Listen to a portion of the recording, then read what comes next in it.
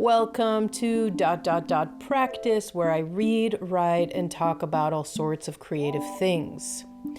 I have been missing for a little bit because I had COVID for the first time, and hopefully the last time, because it was an absolute nightmare, a living nightmare. I ended up in the hospital and have been watching a lot of media, a lot of movies, writing, and ready to read these for y'all, but I've just been completely and utterly sick. So I'm back.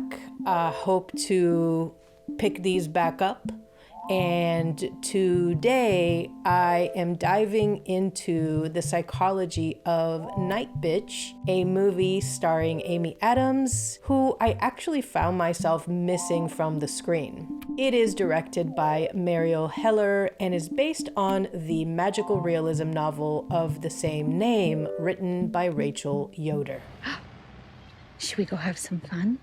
The story mostly keeps us inside a suburban house where Amy Adams's character, referred to simply as Mother, is trapped in an endless, brain-deadening loop of hash browns, kids' book club, and nightly unsuccessful attempts of putting her son to bed. There are a couple of other locations, namely the library and the streets of her suburb, that are featured, but mostly we are inside the home, which means we are inside Mother's mind throughout the story.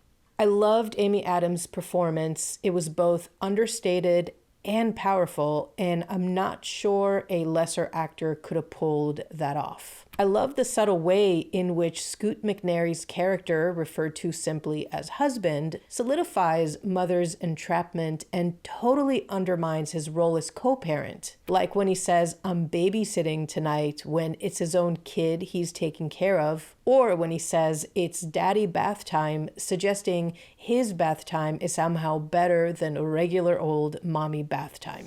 Happiness is a choice.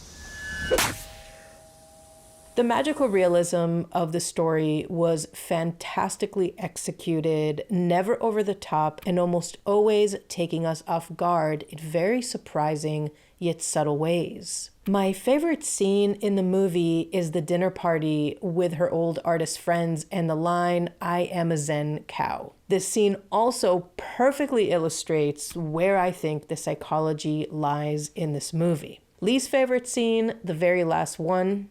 I won't spoil anything, but after the lovely ride we went on with the story and these characters, I was disappointed by the way in which Mariel chose to end the movie. Because as a button to this fairy tale that is meant to change the way we think about motherhood, the ending was wholly unimaginative.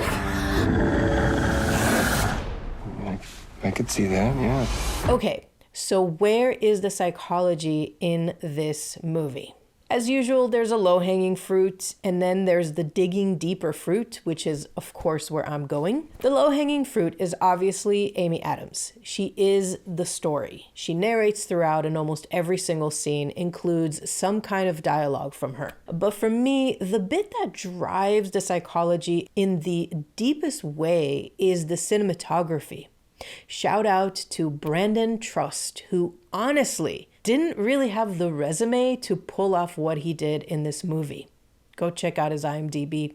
The camera movements, while soft, are devastating. The super slow pushing in and pulling out takes us on a subtle ride of a woman unraveling and then coming together to embrace her power. Somehow the camera never lets us in on what is real or imaginary, as it moves ever so smoothly between the external and internal worlds. Tonally, the camera work maintains a calmness in the face of all sorts of fantastical things, leading us to believe that the whole of the story, the magic, the mundane, the maddening, are without hierarchy in Amy Adams' character's life. So bravo, Brandon Trust. And hopefully we can see more work like this from you rather than Crank High Voltage or An American Pickle.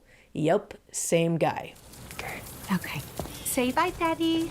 Bye, Daddy. Bye. So glad to be back. Thanks so much for watching. Hope to maintain this healthy life and not be struck by COVID once again. And as always, I'd love to hear your comments about where you think the psychology lies in the story. Do you agree with me? Do you think it's somewhere else? If so, please shout it out in the comments. I love to hear it. Love a lively debate. So I look forward to hearing from you, and I will see you all on the next one. And hopefully it won't be a million years from now.